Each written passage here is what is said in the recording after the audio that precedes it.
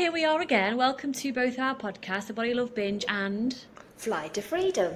we're going to dive in because we've got short on time today. We're here for half an hour. So Julia demanded actually I go first because she went first Demanded, last yeah. time. No, I just said it's your turn. No, it is my turn. Right, where are my questions? Okay, so Georgia says, what would you advise to get my period back? Her weight's been stable for 6 weeks. Extreme hunger has settled. She's eating regularly and fully, including all the food group, dessert, snacks, everything. She's not had a period in 10 years and she wants to restore it. Is it a matter of time? Do I need to gain more weight on purpose? Okay, are you resting?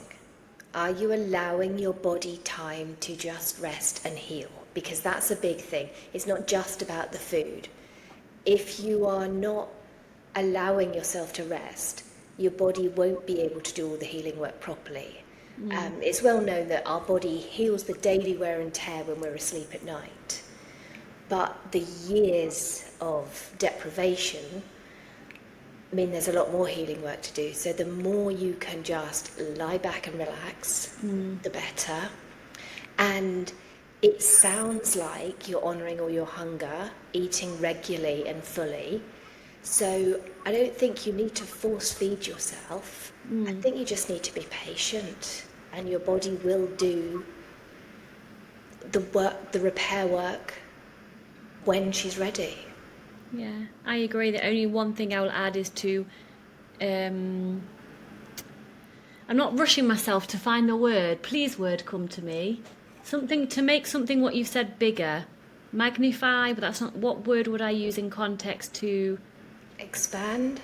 Thank you, yes. To expand on what you've just said in terms of rest, I'm asking Georgia, are you in rest and digest as much as possible in comparison to fight, flight or freeze? And it doesn't mean we're in a stress response that's not okay when we're in fight, flight or freeze, because we do go into stress response as humans every day, but not chronically.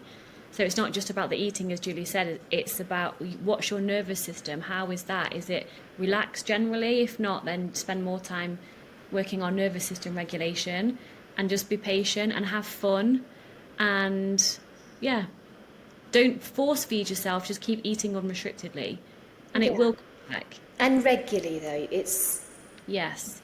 in early, well, when you first sort of recovered and you start to get back to normal life again and you're focusing on other things and there's more space in your head, it's actually really quite easy to miss hunger signals because your brain's focused on other things. So from a place of self-care, it's important to nourish yourself regularly and never, like, keep having your snacks, keep having all your meals, whether you are hungry for them or not. Yes.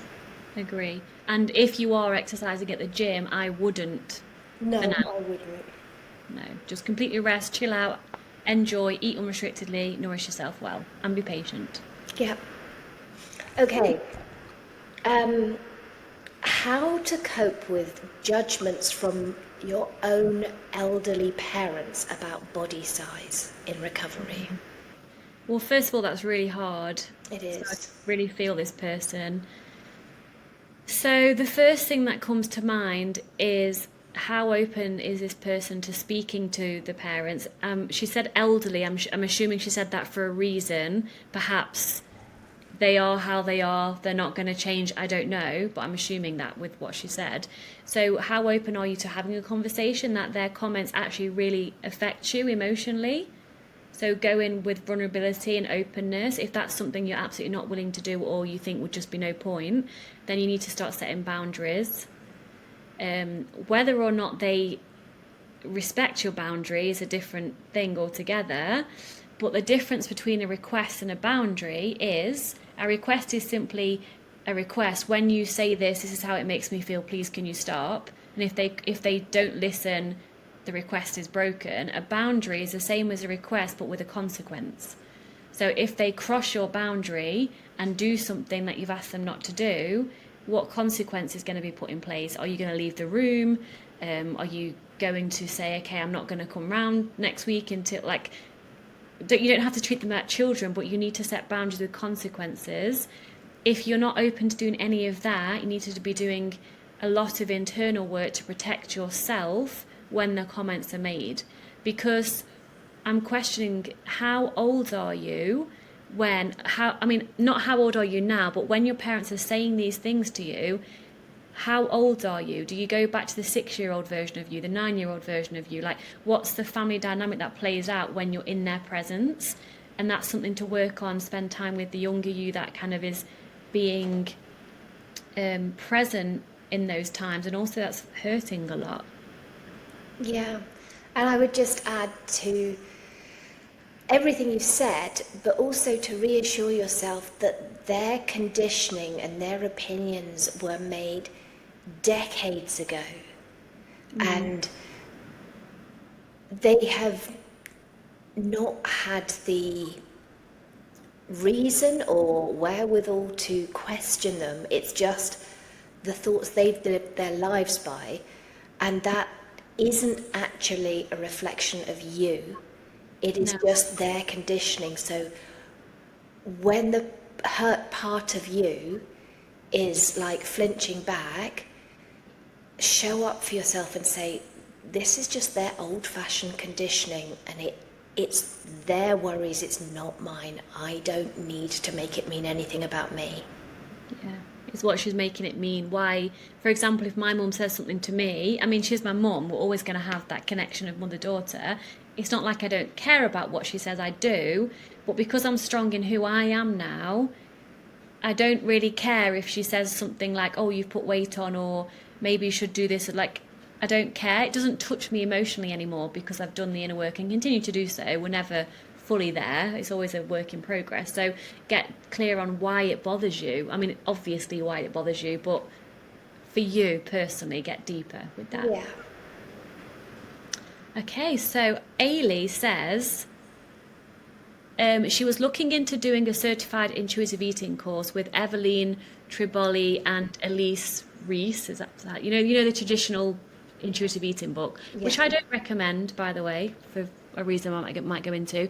One outcome mentioned was that people who've lost weight still have blunted metabolisms and can't eat like someone who's naturally in a smaller body. This confused me. Is intuitive eating still holding diet culture ideas? Am I doing it wrong? Is their version full of contradictions? I think intuitive eating, if you're following a book, in particularly that book, is another set of rules. And to me, the ultimate goal is to not even have to think about it, to be so in tune with your body that you don't have to think about it at all. But I also feel that, again, from a place of self-care, you have to be aware of your history. And if you've had a history of an eating disorder or disordered eating, you cannot eat as intuitively or as freely as somebody who has never had any issues with food. Like I mentioned earlier, when you're busy, your head can sometimes miss hunger signals. For me, when I'm stressed, the first thing that goes is I lose my appetite. And it's a stress response. But because of my history, I still make sure I feed myself. Yeah. So personally, I think intuitive eating is just another set of rules, and I don't think it caters to the individual. You've got to find out what works for you rather than following another set of guidelines, really. I agree, because before diet culture, intuitive eating was just called eating. It was.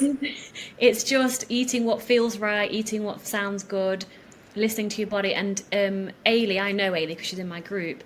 There's a podcast I've done ages ago called This Is Why I'm Not an Intuitive Eating Coach. So if you go on my new website, the new website is epic, there's actually a search bar now. If you click on podcast, you can search like a title, and it should, if it doesn't, let me know, because I'll sort it out. It should bring up the podcast I'm talking about, so it will find it a lot easier. So listen to that, but without going into it too much, intuitive eating guidelines are don't eat emotionally, basically. Only eat if you're physically hungry. Stop when you're full. That's too many rules, especially with someone who's had a past of a history of restriction. We just turn that into another set of rules, like Julia's saying.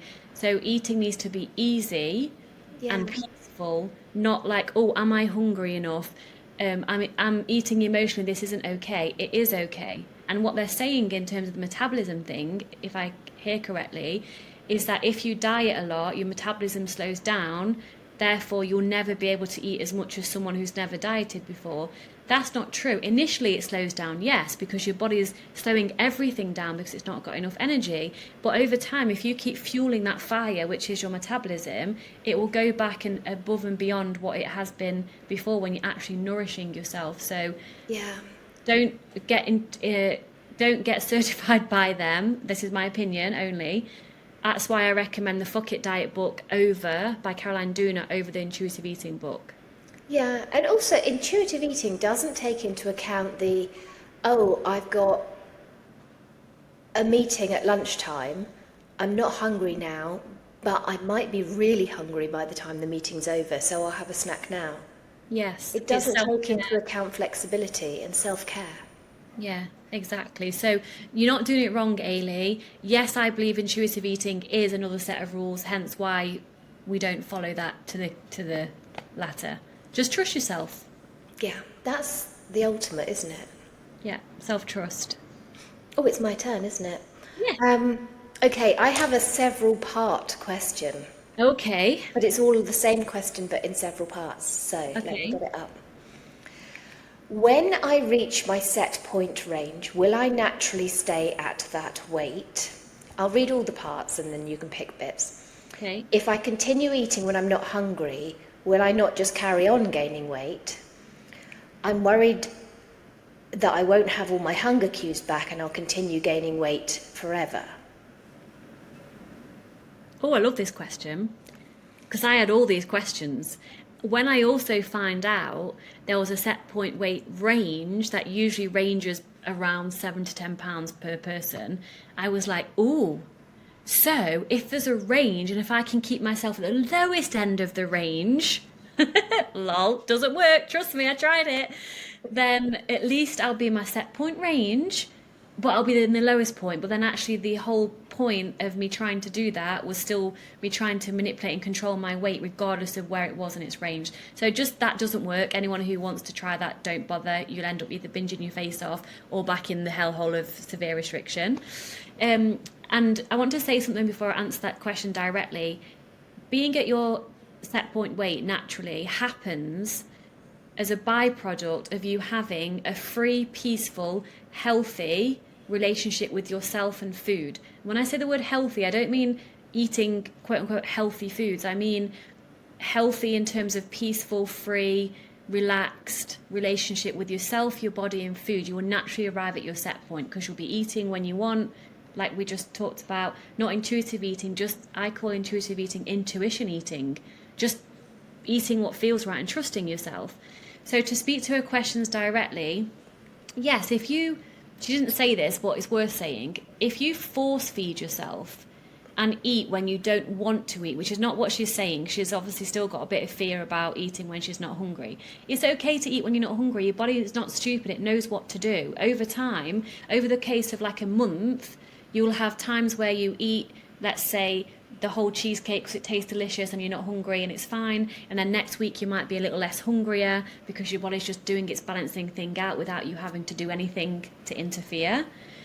But speaking to set point, I could force feed myself and gain weight, yeah, but when I ate easily and intuitively again, my weight would go back to what it is now. I could also restrict and I could lose weight, and when I eat normally and intuitively and relaxed again, it will go back to where I am now. So when you're afraid that you're eating when you're not hungry, first of all, what's the big deal? I mean, obviously it's weight gain, but why is weight gain such a fear still? Do some inner work more around weight gain, but also just, it's no biggie. Your body knows what to do. Trust over the course of like a month, 3 months, a year, Your body's just going to balance out, and just listen to yourself. You won't keep gaining weight forever and ever and ever. I promise you. Me and Julia thought that we would. Everyone we work with thinks they'll gain weight forever and ever. You won't. You just have to keep taking one day at a time. Eat unrestrictedly, tune into your body, work on your emotional regulation, work on your body image, have fun, don't take life seriously. We all die. Make it worth it. I totally agree. And the next part of this question is, so why are some people so overweight? Oh, again, love this question. What does she mean by overweight? I'm assuming she means, I don't like to even use these terms, but morbidly obese, like someone in a very, very large body who's perhaps struggling to get around, has a lot of health problems and all these things. And I need to put this in the modules because I get asked this a lot individually, and I always end up answering it without actually doing a whole recording on it. Right, there's so many layers to this. For example, if someone's, I'm going to use her words, very overweight, you don't know what's going on with them. Is this person been shamed their entire lives for being bigger? Have they tried diet after diet after diet, which actually causes weight gain long term? Are they eating all this processed food in response to all the shame? Are they emotionally eating? Are they comfort eating? Are they eating in secret because of the shame? Do they even know what connecting to their body means? Have they had sexual abuse when they're younger and their body's protecting themselves with adipose tissue? Are they working on their trauma? Have they got access to nourishing, healthy food? Have they got access to, or do they even know what moving their body means in a loving way? Are they seeing a therapist? And perhaps, like, there's so many things that are going on with a person that we have no idea. It's not as simple as, you're fat, so therefore it's your fault, so therefore you're eating too much. No. There's so much I can say about this. I'm going to stop myself in case you want to add something. Just that with the people who are in bigger bodies that are obviously not where their body feels the best. Yeah. When you're deeply restricting, one of the main reasons is it's a coping mechanism to restrict your feelings. Yeah. The same goes when you are eating excessively. Yeah. It's a coping mechanism to restrict your feelings. It's the same thing, but just the other side of the coin. Yeah. So somebody in a body like that who is clearly struggling, it could easily be another eating disorder. It can be another way of trying to cope with a world that feels like they can't cope with it. Exactly that. And there's a difference, people don't know this, not many people know this, there's a difference between binge eating and emotional eating. Binge eating is always point blank a reaction to restriction, past restriction, current restriction, fear of impending restriction. That goes for physical restriction and mental and emotional restriction. Emotional eating is exactly what Julia's said, trying to deal with your emotions. Yeah. And that's not a bad thing, because the moment we make it a bad thing, what happens is we try to not eat emotionally, and then emotional eating spirals into binge eating. This is what I did, because you're reacting in response to trying to restrict, and then it just is just a big fucking clusterfuck of shit shows. You're just sitting in a cloud of shame. Yes, and that's not funny. No. And so it's not an easy question to answer directly, but there's so much going on with an individual. And also some people are just in bigger bodies. Yeah. And that's Reagan Chastain, who's in a very big body, she runs like ultra marathons. She's just naturally in a big body. Yeah, So, our genetics plays a huge part in that. Just Yeah. like some people are really, really tall. Yeah. And some people are really, really short. exactly. Genetics. So much to that question, but I'm glad that she asked it. What time are we on? Oh no. Okay, 10 minutes. Can I ask two, but can I answer my second one that Sue asked us the other day? Yeah, sure. So I'll ask you one from, oh, this is a good one for you, Julia. From Micah. She says, I would love to hear about the fatigue that comes with recovery when you've had an eating disorder for decades. So when you decide to recover and then you eat food and you think you're going to get energy, and then all of a sudden it's like the tiredest you've ever been in your entire life. Yeah. And it really is. It is. Oh my God. It's like nothing else. I remember like the whole just trying to have a shower. I would actually have to sit on the floor of the bath to have a shower because standing up was too exhausting. And then I would have to lie back down again after I'd had the shower. It is basically your body hits you with an absolute wave of exhaustion so that you cannot do. You have to just be. And your body's being incredibly smart and incredibly clever because it's making you sit the fuck down and let it get on with the things it needs to do to heal. Yeah. But in your head, it's like, well, aren't I supposed to have more energy now I'm finally eating? Aren't I supposed to be feeling better? Why do I feel so much worse? And it is just part of the process. It's not imagined. It really is unbelievably exhausting. It's like having really severe flu where you just barely can move at all. Yeah. And it is part of the process. And when you step back out of the feelings of it and realize what your body's actually doing, it's incredibly smart. And it's really helpful because it stops you from all the doing, the low-level movement, the compulsive exercise, all those things that you actually need to stop. Your body forces you to stop. So it's a blessing in disguise. It is, but it doesn't feel like it at the time. No, because I didn't experience that like you did. Because my anorexia merged into bulimia, so mine wasn't a decision to literally heal. It was so much over time. The binge eating kind of was in there, so I didn't have the experience where you were like, I literally can't get off the sofa. Yeah, it is really, really tough, and your head is saying, "Oh my God, I'm so lazy now. I'm useless. I'm not achieving anything. I'm not being productive." And your head is saying all these things because you're doing something different, not because any of them are true.